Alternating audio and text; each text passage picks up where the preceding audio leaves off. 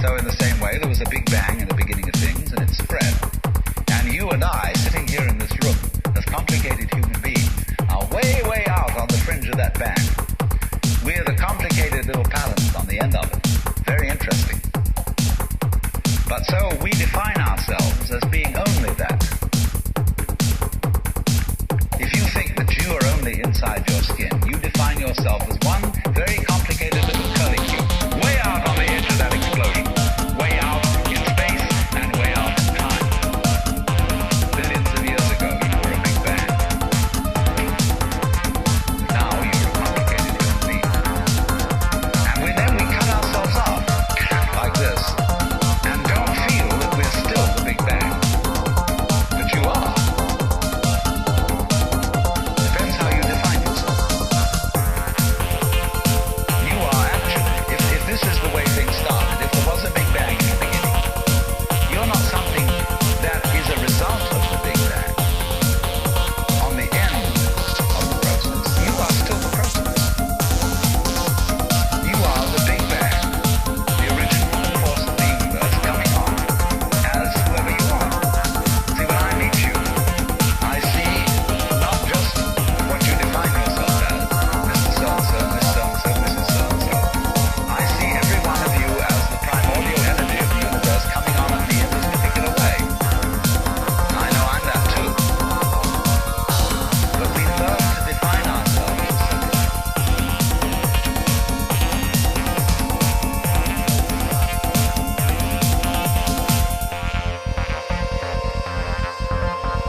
And what he essentially did, he took a photon, which is on the quantum level, the stuff our world is made of. And he took this one photon and he split it into two, so he had two identical particles representing the stuff our world is made of. He put them in a special device and he fired them in opposite directions.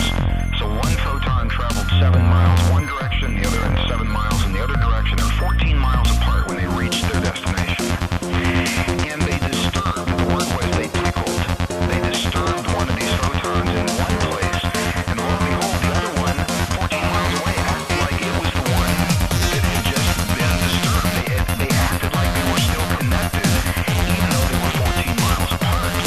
Now, this is done under laboratory conditions, and this is one of the best representative experiments under laboratory conditions, showing that even though these particles are physically separated, they are energetically linked through a phenomenon that is called entanglement and non-locality. They are said to be non-local, which means even though the particle physically exists in one place, energetically it's all over the place, it's everywhere.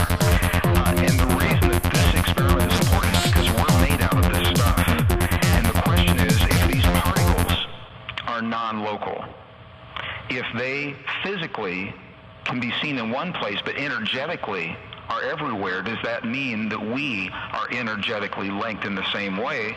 And as I go through these experiments, you'll see the answer appears to be yes, that we don't end where the skin on our body ends.